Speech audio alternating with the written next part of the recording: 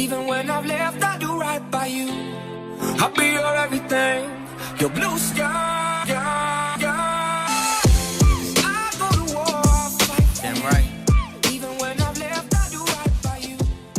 I'll be your everything.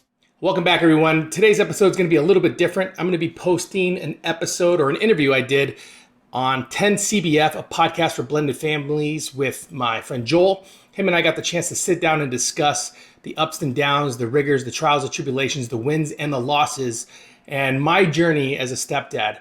I really hope you enjoy it. Before I go any further, if you have not, please like, subscribe, share. The bigger the platform, the better opportunities I have to help change the narrative and help, really empower stepdads around the world to be the very best leader, man, mentor, and person that they can be. So I hope you enjoy the episode. You guys are going to like it. Milo Vaughn and everybody, welcome back to another episode of 10CBF, a podcast for blended families. And I'm really excited today to be speaking with our guest, Franco Zavala, the professional stepdad. Franco is an actor. He's the host of the Professional Stepdad podcast, a 60-second storyteller, and a stepfather of 5 who loves sharing wisdom, insight, and anecdotes about fatherhood. Driven by his passion to affect real change, Franco is on a mission to challenge the current narrative around the meaning and purpose of being a stepdad in today's world. Franco, thank you so much for taking the time to come on the show. I'm glad to have you. Thank you so much for having me. I really appreciate it. I would carve out any amount of time for you, my friend. I appreciate it. Yeah, it's fun. The last episode I did was with Laura Petherbridge, the smart stepmom, who is wonderful, and I'm really excited about that. And so it's really fun to be going back now and, okay, let's talk to stepdads a little bit more specifically as well. And I told her, same thing I'll tell you, God bless you both, because I'm not a step parent. That is not a gig I would sign up for. I'm married to a step parent, and it's really hard. So that's, that's like I told Laura, I said, that's like being an elementary school teacher. Like, that's right out. Yeah, tough. It's tough. Yeah, I couldn't agree with you more. That's a great analogy, by the way. An elementary school teacher. Perfect. Yeah, analogy. Which is not what I do. I'm a high school teacher, because those kids, like, I can berate and make fun of, and it's fine. Elementary school kids, you can't do that. They cry. So yeah, they couldn't take it. I love that. Yeah, that's right out. So I read your bio, but the first thing, if you could sort of fill in some of the blanks for our listeners, tell us a little bit more about yourself, maybe how you got to where you are today, where your passion for stepdads comes from, in addition to your personal experience. So my stepdad journey started, like I said, a little bit over 10 years ago. I have a military background. I spent about 7-8 years in the Army in the East Coast. And then I spent time in Florida for a while before I made my way back to Arizona. And when I did, I made my way back with full determination and focus to kind of be a dad. Like, I was kind of ready to settle down. I was coming into my 30s. And then I found out that I couldn't have kids. I kind of went to like a devastating time in my life where I was kind of second guessing almost everything that I did. And I didn't really understand why this was happening to me, considering the fact that I love kids. I have a big family. And then lo and behold, Facebook made the connection between me and my wife, my wife and I have known each other since we were 6. So I kind of came back into her life after high school. And I find out that her husband passed away. Right about the same time that I had decided to become an actor at the age of 31, which is very, very, very late. Okay, that's not normally the way that people go. Oh no, I definitely did it backwards, but I decided, hey, I'm going to go ahead and serve my country first. And God bless you for doing that. My dad did 20 years in the Army, so thank you. Perfect. I love that. Tell your dad. Well, is your dad still with us? He passed away some years ago. I will say a quiet respect for him at my own time. I appreciate it. So yeah, I made the commitment to move to LA, and I find out that her husband passed away right after they had their son, and kind of like a devastating time. And we had been best friends our whole life, lived 6 houses down from one another growing up. So I went to the funeral, and I connected with her for the first time in a long time. And I didn't know until a few years later, but I had fallen in love with her at the funeral, which is a crazy, amazing story in itself.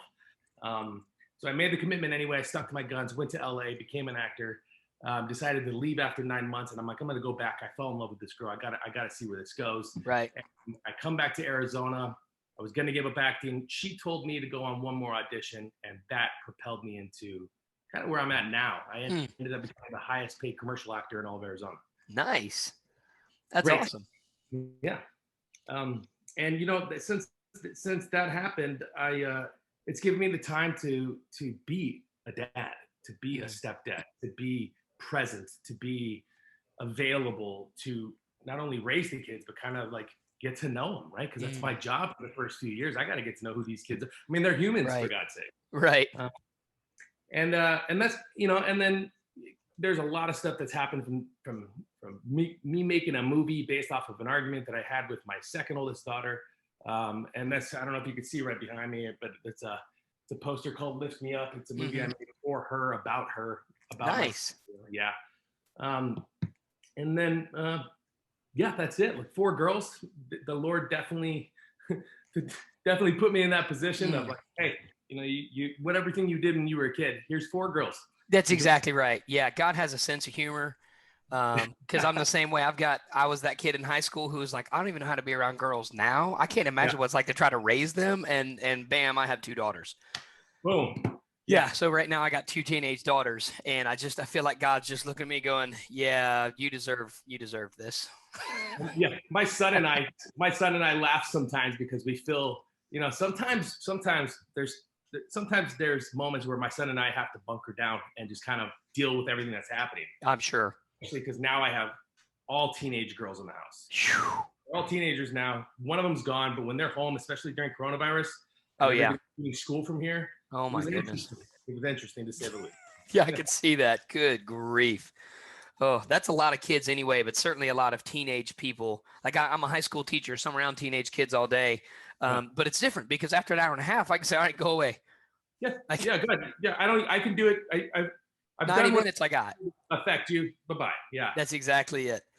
So what I did with the show, and the reason why I even called my show The Professional Stepdad was because I used to be I was a speaker for 2 years on stage between here in Canada. And my mentor at the time told me once, and he only needed to tell me once, he said, there's nothing better in the world than watching a pro at work. And it's something that we all strive for in everything that we do. If you're a teacher, you want to be the best. Yep. If you're a dad, you want to be the best, right? So I know that there's seasons for stepdads, from when you're drafted, and you enter that league, to your rookie season, your sophomore season, and so on and so forth. And that was the reason for this professional stepdad. As a matter of fact, my son came up with it. Nice. Yeah. Okay. So now, what are the ages of your stepkids now? Okay, so my oldest daughter turned 20. Just turned 20 a few months ago. My second oldest daughter's 18. My third oldest is gonna be 16 in July. My 4th daughter is 13, and my son is 11. Wow. Yeah, that's a lot. That's a lot. And those are big, especially the older ones. Like those are big milestone kind of years in terms of life events, whether it's moving out or going to college or graduating high school. Like my older one just went to her first prom a few weeks ago, and I was not ready for that. Yeah. But it went well. Praise the Lord. The guy she went with is he's a reasonable human being, as teenage boys go, which is not a real high bar. For anyone who's ever been a teenage boy, but no, and the other one's about to be, she turned 14. So I've got one who's applying to college, and I got one who's about to start driving. And so, and again, and these are my bio kids, and I'm thankful for them. And again, one of the things that I know I will never fully understand that my wife and I talk about a bunch is how difficult it must be to have these kids that are yours, that you do all the parenting things for them, right? Whether it's helping them with college applications or whether it is making their lunch when they're little, and there's no guarantee of any kind of return. There's no guarantee of gratitude. There's no guarantee of love. There's no guarantee of respect. And again, that's one of the things about step parenting that if you've never been around it, maybe you don't understand. You know what I mean? Yeah, I do. I think that, so for me, specifically for me, spending 7 years in the Army, jumping out of airplanes, going overseas to, when 9/11 happened, I was in Kuwait maybe a few months after. Okay. Being a stepdad and being a leader, mentor, somebody that you can have a shoulder to cry on, and also aggression and love to release on. Being a stepdad, I tell my wife this all the time, is the easiest thing I've ever done. As far as when it comes to understanding the process that it takes to get to where I'm at, which is the reasons why I didn't decide to share my journey or what I've done until 10 years had passed. And I'm like, you know what I applied to my life and what I learned before I was a stepdad to where I'm at now, the main thing that I applied to it was what you said earlier. It's not only do you have to have patience and perseverance, but you have to be okay with not receiving the attaboys and not receiving the thank you so much or we appreciate you. I mean, that's what a stepdad does. A stepdad assumes that we're going to be like valued and appreciated when we walk into the scenario. Right. That's just not it, because we have not gained trust from anyone yet. So that's the process. Yeah, that's tough. So for those of you guys that are listening who are nodding along right now, just know that you're not alone. I know last week, like I said, we were talking with Laura. There were some things she said that I'm sure every stepmom, or even, just people who are around stepmoms, are going, yeah, I can see how that's tough. And so now, same thing, listeners. If you're nodding your head, again, just know that you're not alone, and that there are communities of men out there who are also going through what you are going through, or have been through it, and can walk along beside you as you go through those things. So you mentioned that that insofar as understanding what your role is, the stepdad part has been easier than, say, getting shot at in the Middle East or things like that, which which makes sense. But what are some of the bigger blended family challenges that you've faced, and what have you done to kind of overcome or address those? It's a great question. So the bigger blended family challenge that I've faced when it has come to when I started, even to like midpoint and where I'm at now, will and always be the others. It'll be the other people that are in the scenario, whether it's grandma, grandpa, aunts, uncles, best friends, neighbors, people that think that they know better than you because they've either been around the family longer, or they have kids and now you're just becoming a stepdad, so they think that they're going to be able to provide you with this information that is going to somehow propel you into this stratosphere of stepdads that has never been seen before. And it doesn't happen. And the biggest obstacle that we all face, especially as stepdads, after we can set our pride aside, is the fact that we have to remember that no matter what they say, do, act, or respond to when it comes to us being a stepdad and how we handle situations, we have to block out the negative noise. We have to block out the well, I think you should do it this ways, and don't do it that way. And we have to remember that the only thing we can control, the only thing, is what happens within the walls of our home. That's it. At the moment, like you're a school teacher, the moment that the bully in the yard gets attention, he continues to be the bully. Right. But if you can learn to block out the negative noise and understand that you have enough work within the walls of your home, with the children, with your partner, and with yourself. Right. With yourself, then if you can make your peace with that, and it's a lot easier said than done. It's a lot easier than that. Self-work, I'm always preaching, self-work is the number one thing I've done as a stepdad. Before any book, before any seminar, before any workshop, before any podcast, it is, can I let go of how I was raised, of how my environment, and parenting the way my parents did, because it's a different ballgame. This is a whole new thing. Yeah. And I think that's wonderful. I love what you said too. I was writing some notes down. You mentioned, the importance of blocking out the negative noise coming from the others who, and a lot of time it's hard to do because it's well-intentioned. Sometimes it's not. Sometimes it's malicious or condescending or whatever, but a lot of times it's well-intentioned. Hey, don't you think you should? Or, well, we've seen that if we did this thing, and well, I appreciate that, but this is a different situation. And so that's important. And then the other one I love that you mentioned was the only thing we can control is what happens within the four walls of our home. And outside of that, we got to do the best we can. But like you said, there's enough to do here that we can concentrate on that and we'll be good. And the other part of it too, is the importance of setting aside our pride or our ego. And I will fully admit, just as a dad, like that's been my biggest struggle for the entire time I've had kids, is just assuming that because I'm the dad, I know best. And like you said too, sometimes part of being a dad is setting aside some of the ways that we were raised, because whether it worked for us or not, our kids are not us. And that's something Right. that I had a really hard time getting a hold of, is that my two girls were not me. I'm not my dad. They're not being raised at the same time in history as I was. And like, Yeah. things are just different. And so the way I needed to approach those two little girls was different than how I had been raised. And I wish I had known that about a decade ago. That would have been helpful. But, need Yeah. Brooks, no delay, but better late than never, I guess. So Hey, listen, you started this show for a reason, right? I think, I don't know if you like baseball. And I huge like baseball fan.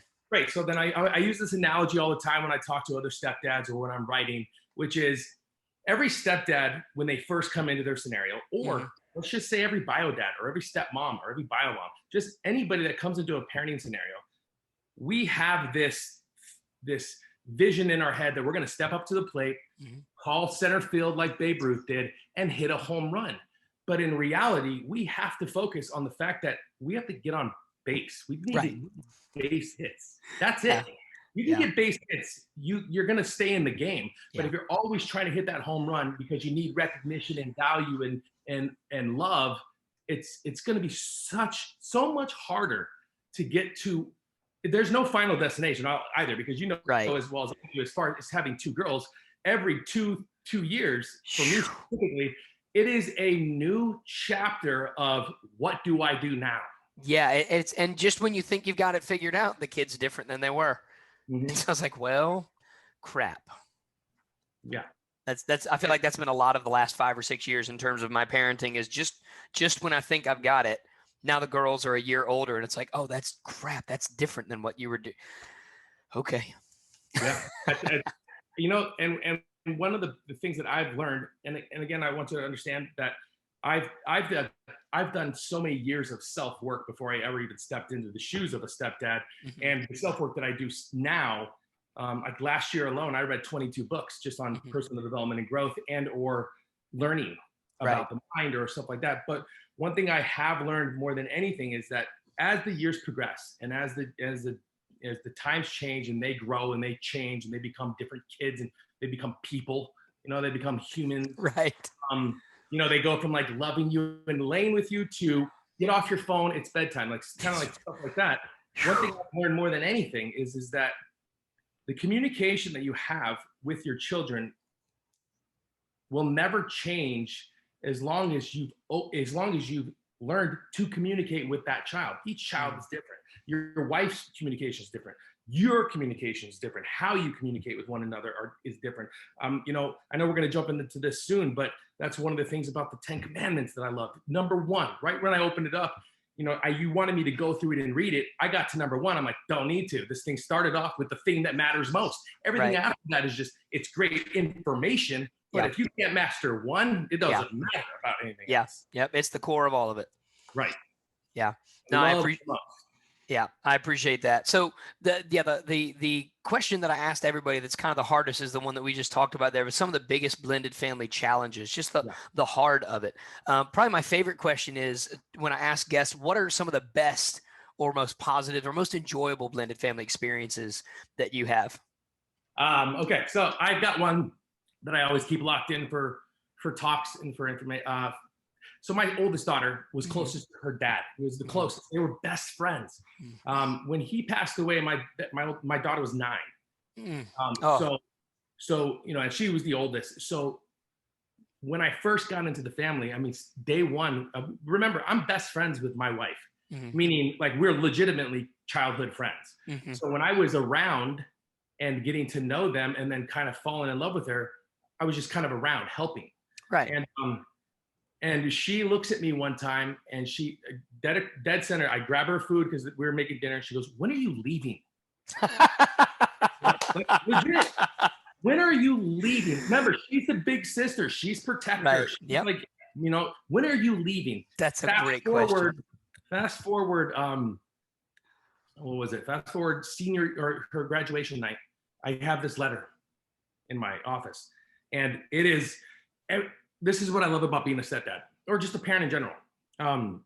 Everything that you think you're doing, that you hope that sticks, and you hope they listen, or you hope that you've done the right job, or you're doing your best, or all the things that you're putting all your time, energy, and effort into.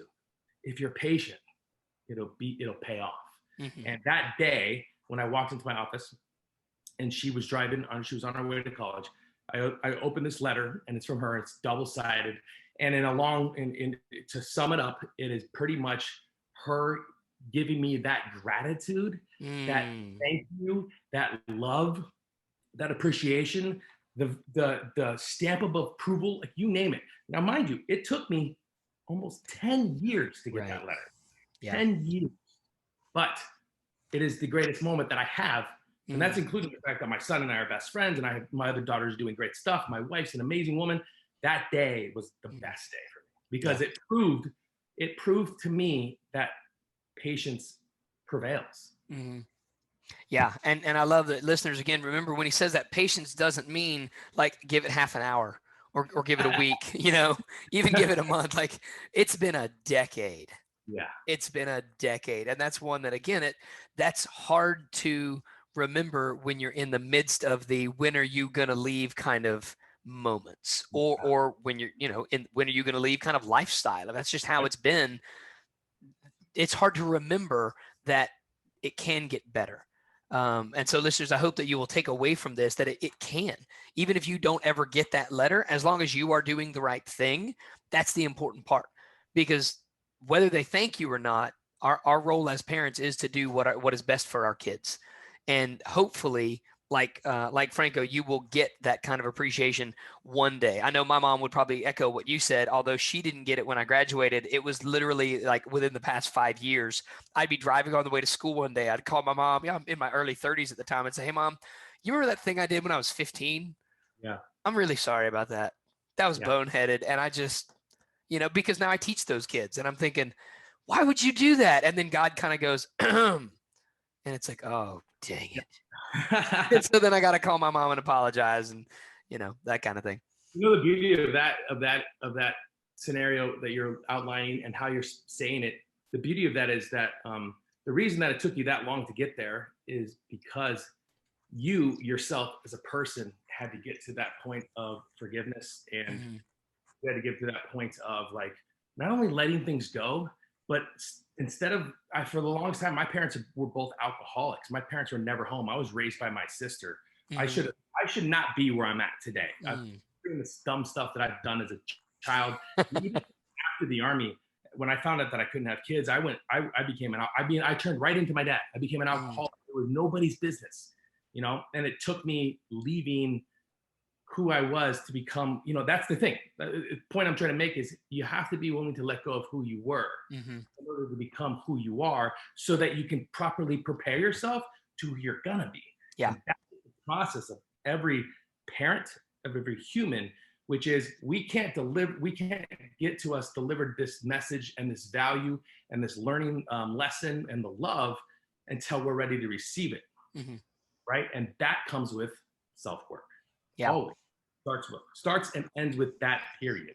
Yeah, absolutely. 100% agree. And again, listeners, the good news is God's not ever done with us, right? Sanctification is a lifelong process, but what he said there is exactly right. We can't keep hanging on to who we were if we're trying to become someone else. You can't have it both ways. You've either got to let go of who you were so you can become who you're supposed to be, or you're just going to keep hanging on to who you were, and you're just going to be miserable because that's not who you were created to be. Right. And especially, as you mentioned, Franco, for parents, we've got to continually be doing that, because like you said, we all dream of stepping up to the plate and hitting the game winning home run or grand slam, or some of us may even just dream of hitting a double. But really, the truth is, like, we just need to get on base. It doesn't matter if sometimes you get hit by a pitch. Right. My wife she's not a huge baseball fan, but since we've been together, she's had to watch the game because I do a lot. And so I pulled out the old 8-bit Nintendo, and we're playing baseball. And her favorite part of the game is when a batter gets hit, because the guy contorts his face and, beanball in big letters. And, dads and stepdads, sometimes that's how we get on base. Sometimes you just have to take a punch. Right. But what? Awesome analogy. Awesome. Yeah. Because sometimes that's all we can do is go, okay. But we'll take our base, and hopefully somebody will move us around the bases, and that's okay. And then hopefully next time we don't have to also get hit by the ball again. But sometimes we do. And the key is, as long as we're continuing to move forward, like Franco said, as long as we're continuing to do the work on ourselves, then we can be a better person that our family needs us to be. Right. And that's really, really important. Excellent. So you mentioned this earlier, but I want to come back to it. I sent you that copy of the 10 Commandments ahead of time. Tell us about what you see people struggling with the most, and how you would encourage or help those people, or what kind of wisdom you would share with them. So this is kind of embedded within probably number 5, number 2 for sure, which is the struggle that step parents deal with when it comes to discipline. Mm-hmm. You know, and because discipline is probably going to be the Achilles heel to every step parenting scenario, Mm-hmm. right? Which is, and I don't care which side of whatever side you're playing that field, whether you're the stepmom or the stepdad, you are not allowed to touch the kids. You're not allowed to, but mind you, we don't live in a generation like you and I grew up in, which Right. is I got switches and spoons. Yeah, belts and whatnot. Totally get that, but you'd be surprised after you learn more about your children. You can figure out real quick that by doing something simple, for instance, like my daughter Afton, the best way to communicate with my daughter Afton is right in front of her, face to face, sitting her down and explaining to her what happened and how and what needs to happen, but then providing her with steps to succeed. That's the best way for my daughter to win. The worst thing I can do as a stepdad, as a parent, is lock her room, take away her stuff, and put her by herself. Yeah, worst thing I can do. Never going to work. That's not the way to communicate. So with the whole showing respect, like let's go to number 2. With the showing respect, the respect is going to come, but only if you offer the respect, and that's the respect to the bio parents. That's the respect to the others. That's being respectful, right? It doesn't mean you do everything they say. It doesn't mean you listen to all the negative stuff that they say. It just means you're being respectful, because at the end of the day, no matter if you like it or not, in the beginning, especially until you built trust, because trust is the foundation. Until you get there, you are the stranger. Be okay with it. Be a fly on the wall. Listen.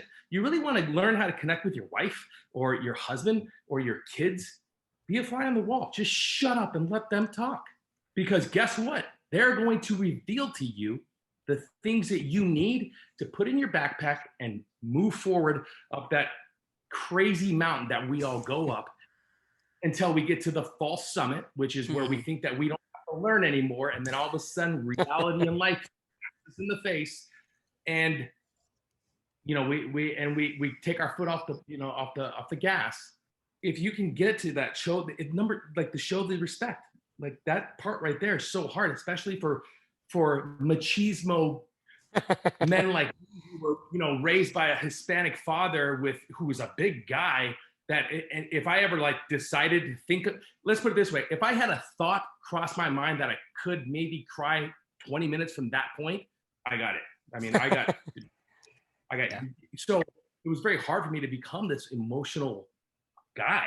And emotion has nothing to do with crying. It has everything to do with being okay with showing respect, showing the respect that is needed and that is earned within the home. Because guess what? Like I said before, as you progress forward through your parenting process, that respect will eventually make its way back to you. Right.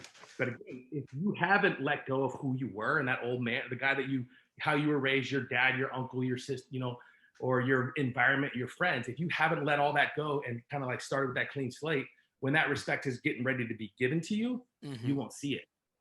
You won't be aware of it. Right. That kills them. Yeah.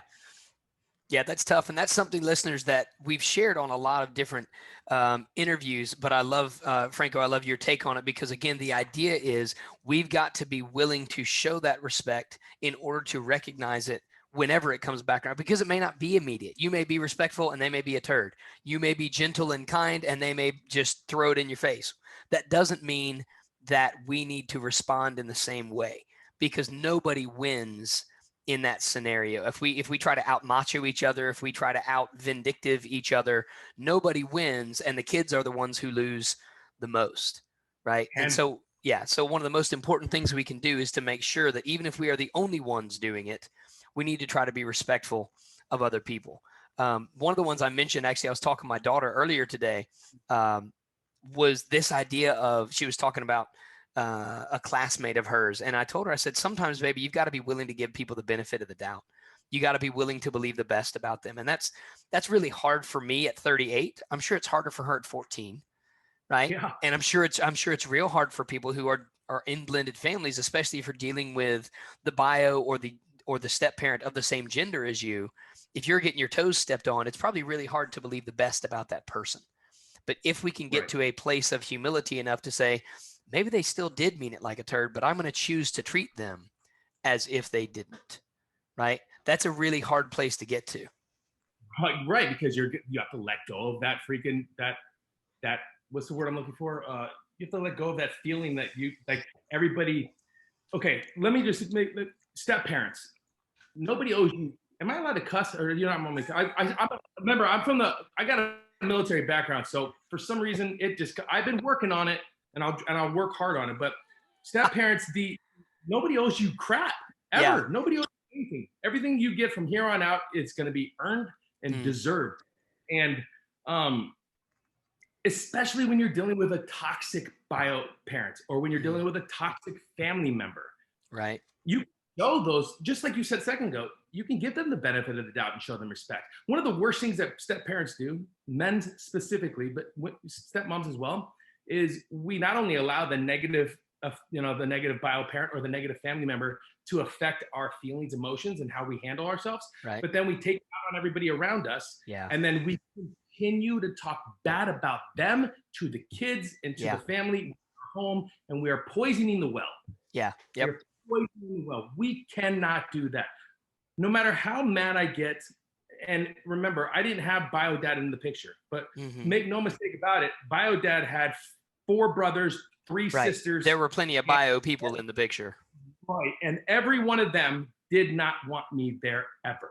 As a matter of fact, I didn't gain the respect of any of that side of the family until the first time they saw me on TV.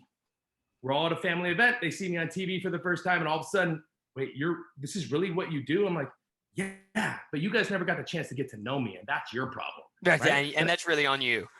Yeah, it's on them. So, but if I would have come home, and if I would have, to my son, if I would have just talked such negative talk about his dad and his uncles, or to girls, if I would have talked crap about their aunts and their uncles and their grandparents, all it would do was bring me down to the level that everybody else is at. And if I'm trying to ascend, I cannot hold on to that weight. Yeah. That is tough for every step parent. If you want to ascend, if you want to get to the point, and this is going back to baseball, if you just want to try to steal the second, you can't steal the second with the bat in your hand. You can't steal, you just can't, that's not the way it works. Right. And I know, I don't think I mentioned this before, but the pitcher and the catcher, that's the parenting, right? The relationship between pitcher and catcher is like nobody can explain that, actually. There's probably no real phenomenon behind it, I'm assuming. But anyway, so yeah, that is awesome that you say give them the benefit of the doubt, because that's true. Because at the end of the day, and this is what I told my son the other day, I said, son, you have to remember that everything that person is doing to you is not their fault. They were taught that, dude. They're just repeating how they learned their environment when they don't see you. So when you get that portion of them, you're not getting them. You're just getting a version of them that is not gonna necessarily be good. That's why I tell my son, just sometimes when those negative talk and the words come at you and the people come at you, just move. Just move. For some reason, we like to stand in front of it and absorb it all. I can take it. It's fine. Yeah, sometimes you just got to get the hell out of the way. It's exactly right. Yeah. Yeah. I don't know any boxers who are really good boxers who just take punches in the face and the body all the time. Right. Like, I don't know a ton about boxing, but like I remember my Muhammad Ali, right? Float like a butterfly, sting like a bee. And I've heard the phrase stick and move, which I'm assuming doesn't mean let them punch you in the face repeatedly. Yeah. Right. Yeah. And that's exactly right. Good because he moves. Yeah. Yeah. That's exactly it.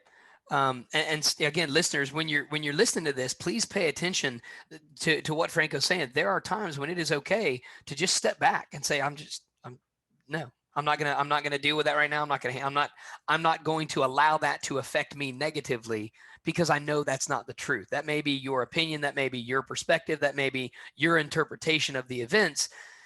I know that's not the case, and so I'm not going to let your negative stuff affect me and therefore affect this household negatively, right? And because sometimes as the dad, stepdad, bio dad, whatever, sometimes that's our role, is just to kind of stand between us and our family and whatever's trying to bring them down. And that's not necessarily the most fun thing in the world, but I do believe that's one of the sort of the God-given tasks of the fatherhood role, is to be the role model, and then also to be the protector, to be the one who says that this is where that stuff ends, right? Inside the sanctuary of this house, this is how we're going to handle things, and whatever Right. happens outside it, so be it. But inside here, we're not doing it that way. Correct. That is perfectly said. Yeah. So, do what? Wrote that down. Oh. Love that. Hey, thanks. I appreciate it. Yeah, it's funny. I always have my my 3x5 cards. So I'm a history teacher, and so like taking notes is what I do, just always. So my kids laugh at me because I take notes at church, and the students laugh at me at school because I take notes. I teach a little Christian school, so every Wednesday we have like chapel or whatever. So I've got my notebook where I take notes during chapel, and even when it's a kid talking, I'm taking notes, and the students are looking like, "What are you writing down?" I'm like, "I'm writing down the important stuff." You know, I forget who it was the other day. I was talking to someone, and they said one of the best ways that you can show people that you care about them is to act as if every person you meet has something very important that they could teach you. Wow. Are I we thought, recording this? I thought, man, that's really good. I wish I had thought of that I wish I had come up with that myself. I wish I remember who it was too, so I could credit them. But that's a great thing to think about. You know, when I'm talking with my 14-year-old daughter, like I was this afternoon, we're getting ready for volleyball tryouts, and we're pinging a ball back and forth. What is it that she's going to tell me today that would really, that's important for me to learn, right? And that's a different way of relating to my kids than I did 2 years ago, 5 years ago, 10 years ago. And I'm glad that I'm doing it now. I wish I had done that when she was 4 instead of 14. But, you know. I think that, and again, I think that you did it in the exact time that you were supposed to do it. I mean, I believe in that stuff. I believe in that timing, and that if you get it early, you wouldn't understand how to handle it. And it's like success or anything that you get in this world. That's why Yeah. got to be ready for it. That's awesome. Yeah.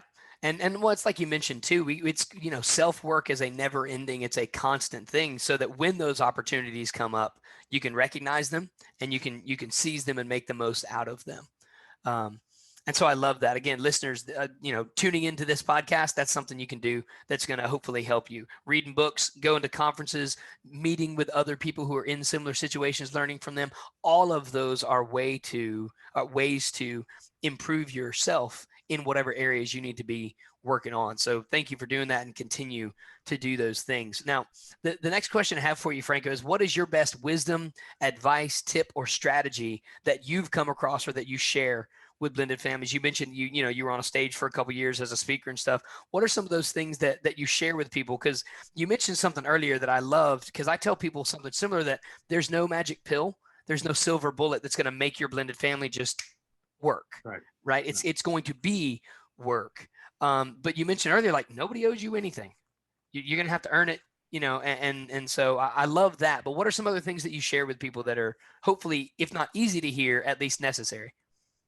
So I think that they're about just like every other parent and step-parent, you know, or anybody that makes programs, or, you know, I did a show a couple of days ago where somebody asked me what kind of programs that I have. I don't have any programs. I don't have any materials and things down. I mean, I probably should start writing this stuff down as opposed to, like, so I can share that version of it with people. But right. When I knew I wasn't going anywhere, Mm-hmm. which was pretty much like, I mean, a lot of people give us crap because our relationship happened so fast after her husband passed away. Mm-hmm. But I don't apologize for it. I don't. I shouldn't have been at that funeral. I wasn't even supposed to be in Arizona, let alone at the funeral. I don't question things like that, and I don't question my feelings that I have for anybody. But here's what I did: when I knew I wasn't going to go anywhere, I sat down and I wrote it in a book, which is behind here, which is a bunch of quotes I have. I have a book of quotes, but within the book, while I was making other notes, I wrote down to myself, me, us, them. And I promised myself that I would follow that model until I won. That I was going to go, I was going to work my butt off to not become my father and my uncles and my circumstances. I was going to work my butt off to figure out, hey, why do I react when this happens, when somebody says that, or, you know, like when a kid rolls their eyes, like, why does it infuriate? You know, why does it make me so angry? Right. I was promised myself that I would work on that first. I would work on me. And then I promised myself that I would work on us, which is the only way to properly prepare yourself for this, you know, successful blended family, which again, you said it earlier, right when we started, which is, I don't know how people become step parents. Let me tell you, I call myself a stepdad because the word step doesn't hold any negative value to me. I see that as like a badge. Like if I earned stuff in the Army, that's just another thing that I earned, and I will pitch it to the world. And I believe in every bit of that. I stepped up, I stepped forward, and I stepped through. Yeah. But once you get to this point where I'm at right now, if we were doing this podcast and you would have, and I don't call myself the professional stepdad, the way I speak about my children in my life, you would never know that I am their stepdad. They are my children. My son jokes about that all the time. Dad, like, are we blood? Like, and I don't joke. I mean, I say, yeah, we absolutely are. We are 100% like connected, son. But what I'm making here is me, and then I go to us, which is the relationship. I know that in order for us to have this dynamic family, we would have to be on the same page with everything. That comes with discipline, that comes with communication, that comes with connecting with the kids, that comes with understanding how to handle certain situations, but doing it as a team. See, one of the biggest mistakes step parents, stepdads, and biodads and stepmoms, one of the biggest mistakes they make is that they divide themselves immediately, which is, I do the punishing, you do the nothing. And it stays like that. And we don't ever feel like we have any sort of anything to offer because we're walking on eggshells, and we don't want to deliver that advice because we're so afraid of what they could say, like, or what the others could say. So it's getting into a point with you and your partner where you can create this dynamic partnership, right?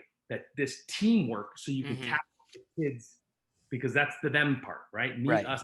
And the them part is taking the time, energy, and effort to get to know who you are talking to. Best book I read ever when it came to this was The 5 Love Languages for Children, after I read The 5 Love Languages for Adults. And I did the best thing I could possibly do, which is I took 30 days and I just like you with a pen and paper, me too. I just listened, and I just asked questions, and I got to, like, you know how many stepdads and stepmoms I know that don't even know their kids, and you know, the stepkids is like favorite color, what music they listen to, what are they in? They don't take the time to do that because we're too busy trying to do, I don't know, other things, right? Right, something else. Yeah, something else. So it's getting to know them in a way which goes back to your, like I said, here's my notes, which goes back to your number one, which is communicate well. Communication is most of it is nonverbal. Yeah, it's how to control those emotions. But that is the guideline that I tell everybody. Hey, you want to win? Great. Here you go. Here's your advice. Go spend the next 3 months only working on you. Don't worry about anybody else. Right. Just work on you, because I guarantee you, if you can figure out how to make you better, all of a sudden, hey, why are me and Timmy always at each other's throat is going to turn into, hey, me and Timmy watched the game last night. It was pretty cool. Yeah, it wasn't because you didn't benefit, like you didn't do anything with Timmy as far as like working on the relationship. You worked on yourself and you let go of a few things and you realize, holy crap, it was me the whole time. Yeah, that's not a fun day though either. Oh, it's let me tell you, working on yourself sucks. Yeah. It sucks. It's coming to terms with the fact that everything you thought was right was wrong. Sucks. Yeah. Here was something big for me. Swallowing the pill and telling my wife I screwed up and this is how, instead of trying to like defend stupidity, was tough. It was tough, right? It was tough, because I would rather argue out something that I did wrong until I could somehow find a way to win the conversation. That's right. As opposed to just apologizing, right? Right. That's the whole getting to know you thing. So a lot of mistakes that step parents make is they get into the relationship and they go straight to the them. Win me over, win the kids over, get the respect, Right. get the love, get the value, get this, and your relationship with your partner falls to the ground. You never get to change who you are, so now your relationship with the kids are not going to go.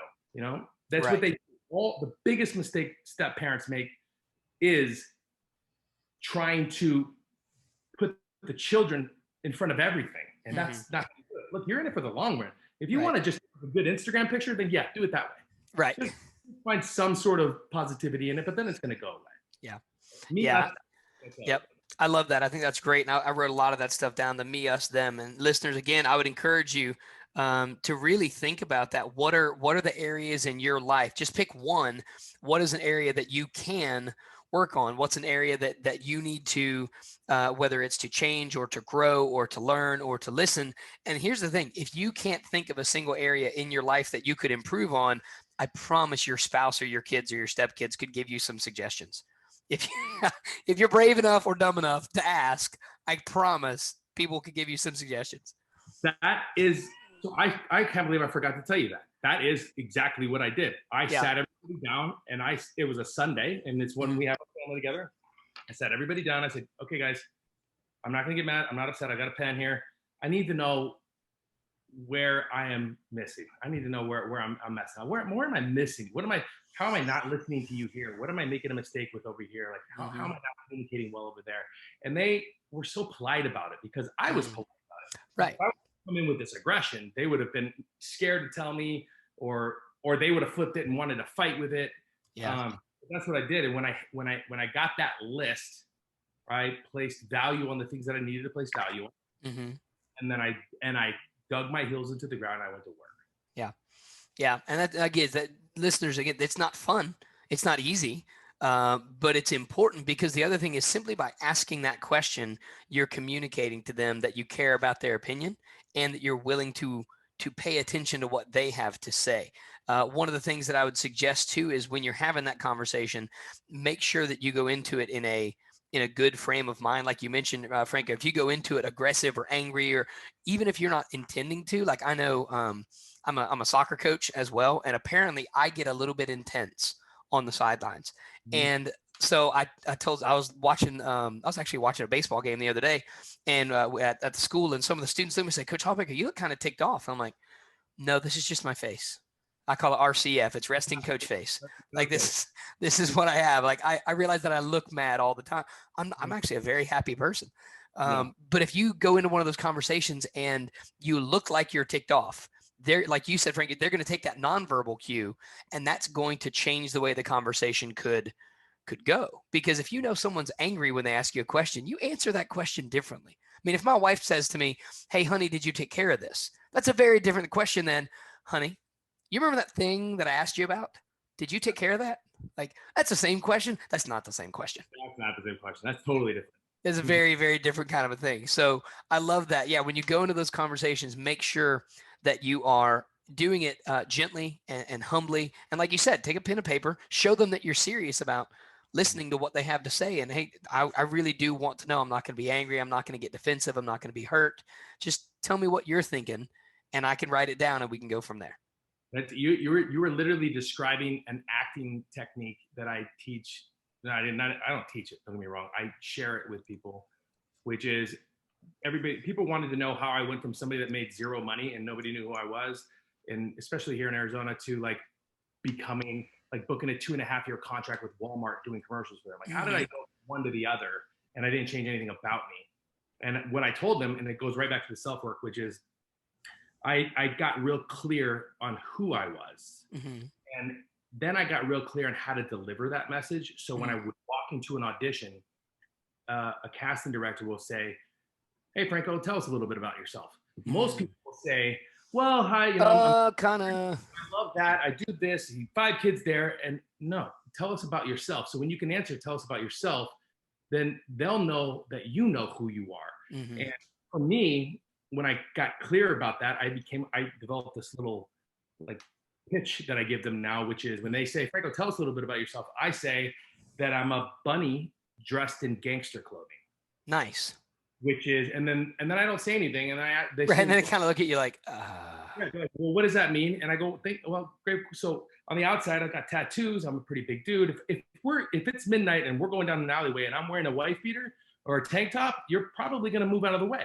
But if you get to know me, you know that I love The Notebook and I love reading and I love playing dress up with my girls and I let them do my nails. I love pedicures and manicures.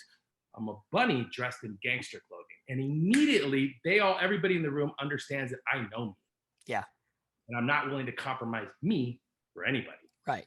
So it goes back to what you were saying, which is your resting coach face. Yeah. Sometimes we forget that our nonverbal communication set the tone for our home. Yep. Yeah. We have to have this reminder. For me, like I set reminders on my phone. I mean, we have all this technology, but we don't put it to use. Right. For instance, let me ask you a question. What's your wife's love language? Hers is mostly acts of service. Okay, so acts of service. My wife's is physical touch. Mm-hmm. So in my phone, every hour, my phone goes off and it just says, kiss your wife. Yep. And I don't care what I'm doing. If I'm home and she's home and my phone goes off, boom, I'm there. Yep. And it's so crazy how just that can fill that love tank. Yep. And change the total dynamic of the home. Mm-hmm.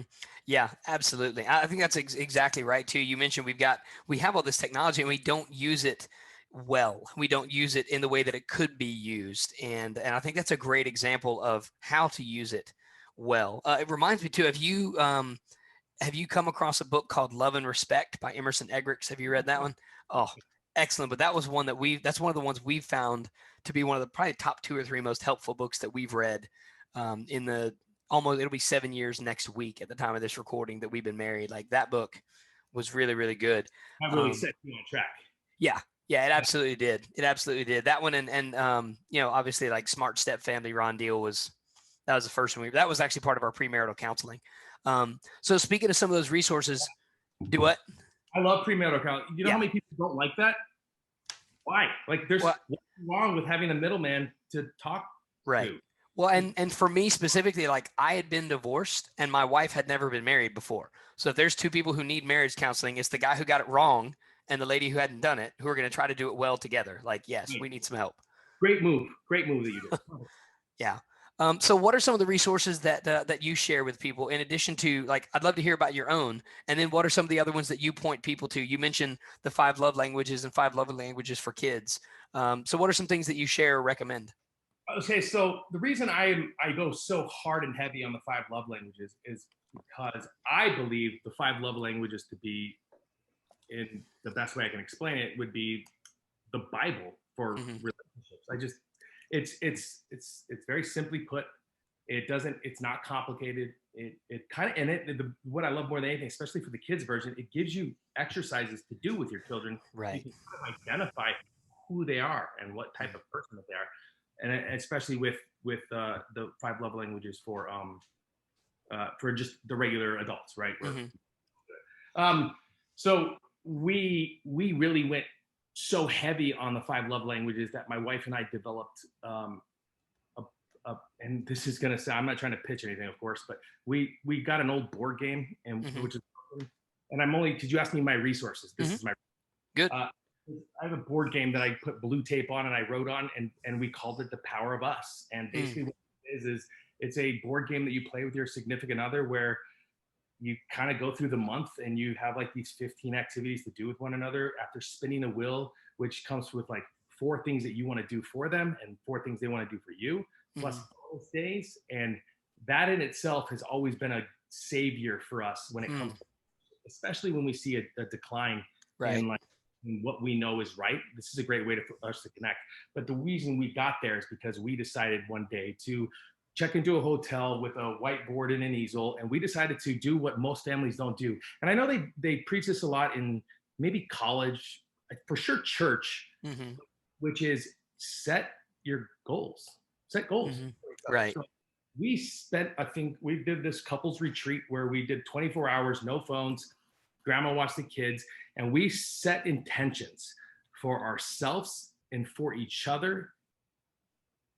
And then what we did is we picked the top 3, the 3 things that she wanted to accomplish, the 3 things I wanted to accomplish, and then the 3 things that we wanted to accomplish. And then at the very bottom of it, we wrote our names, and we stuck this paper, which she hated, by the way, on the wall. Mm-hmm. It was our chance to hold each other accountable for the Mm-hmm. things we said we would do. Yeah.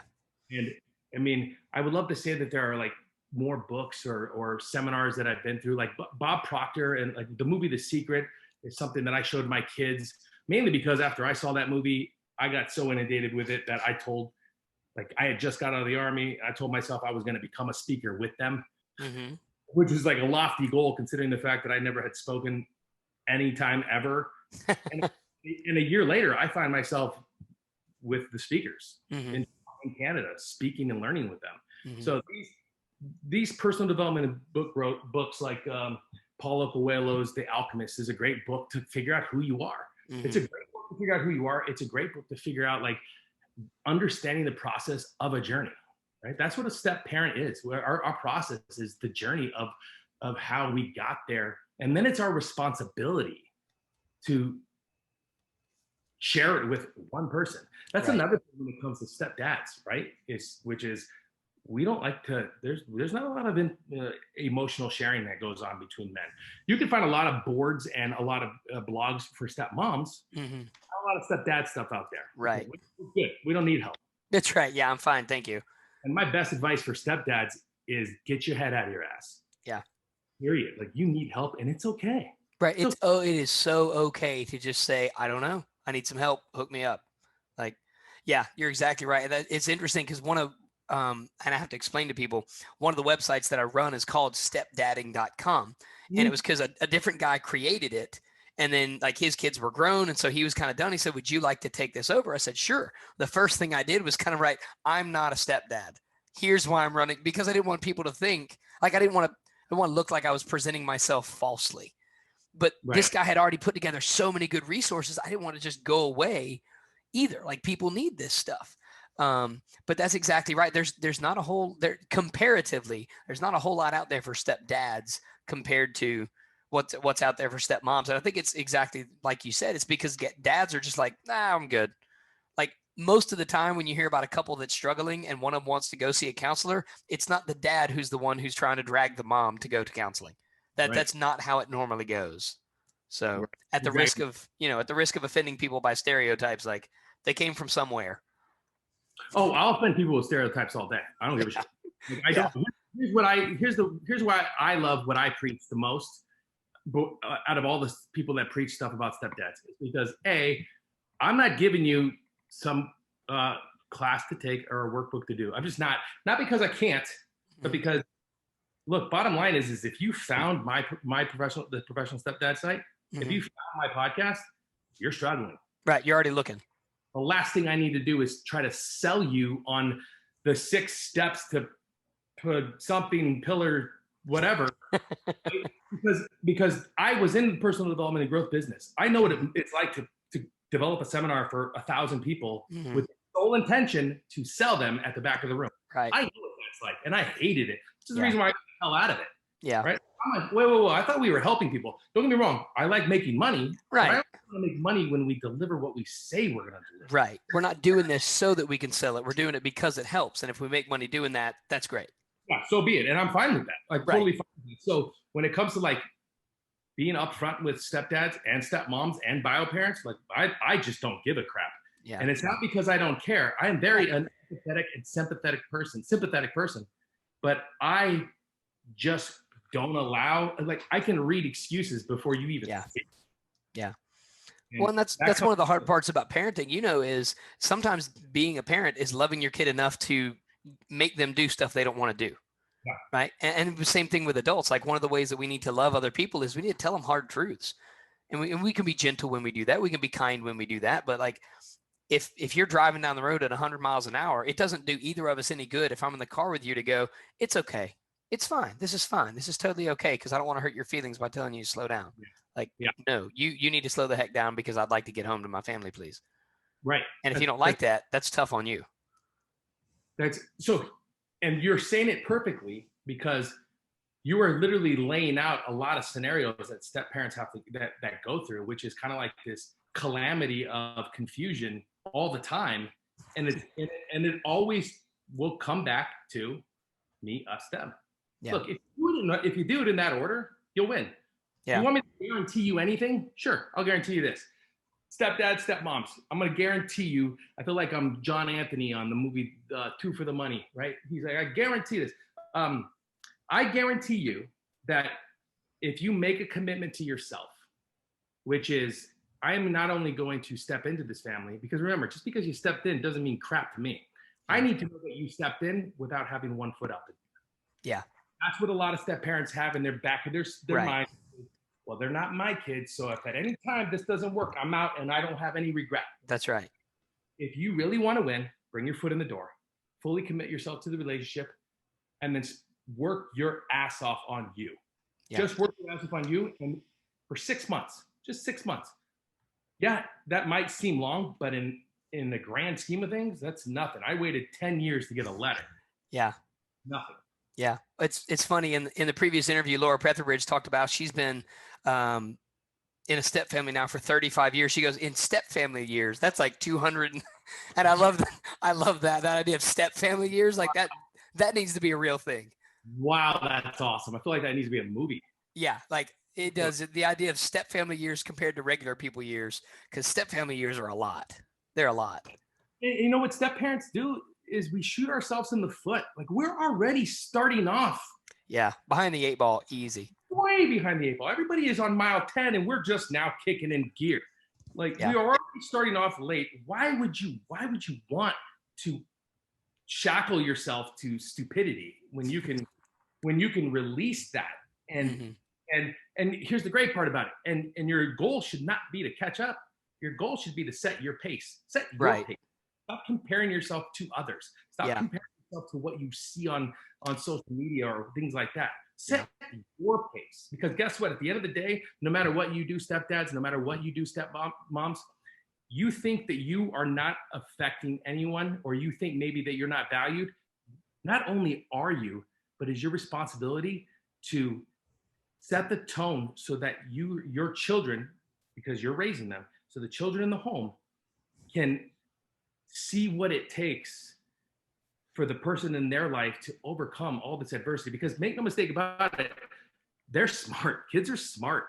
And especially like my daughter, when she says, when are you leaving? I fully believe that not only was premeditated, but that she had written that down, practiced that speech, and that lasted for a while. They're smart. Their job is to get you the hell out of there. Yeah. Your job is to move out of your own way. Yep. Yeah, absolutely. Absolutely. Yeah.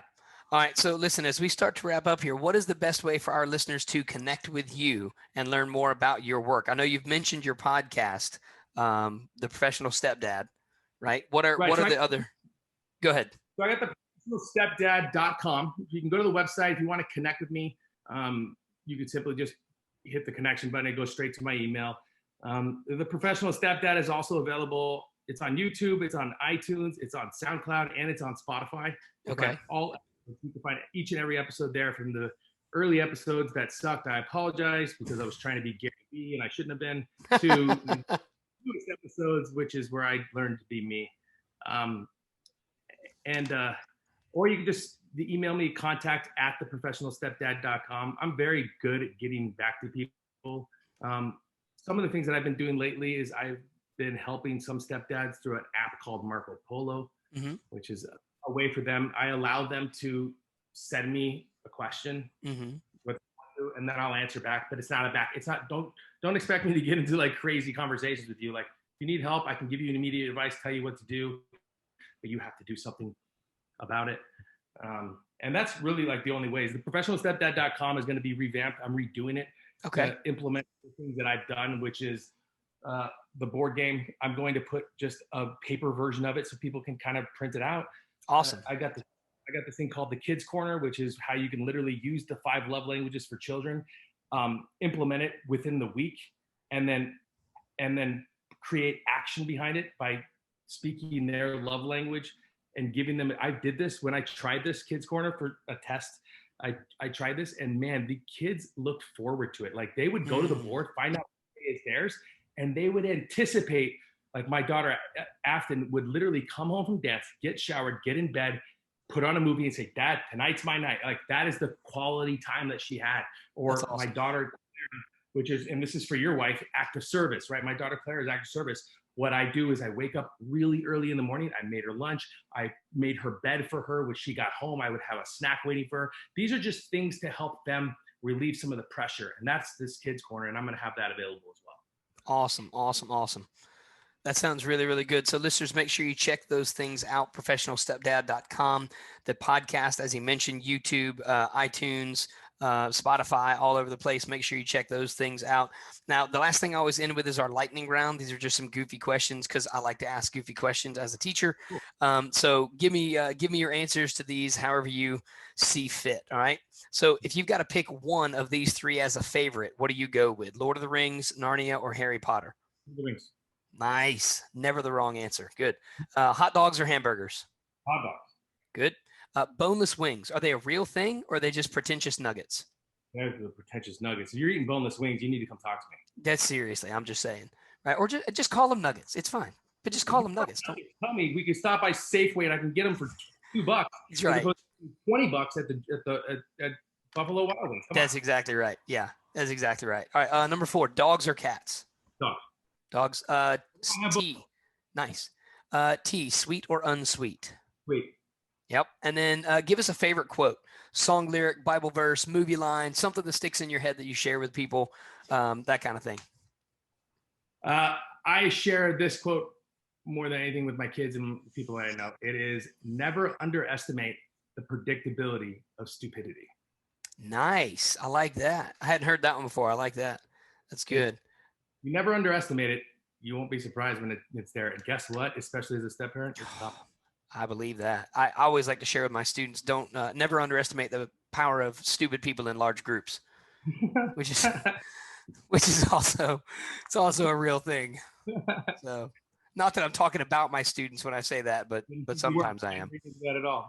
Yeah. I also want to make sure that your listeners know that, because I tried to purchase professionalstepdad.com and it wasn't available, so that's why it's called the Professional Stepdad. Okay, awesome.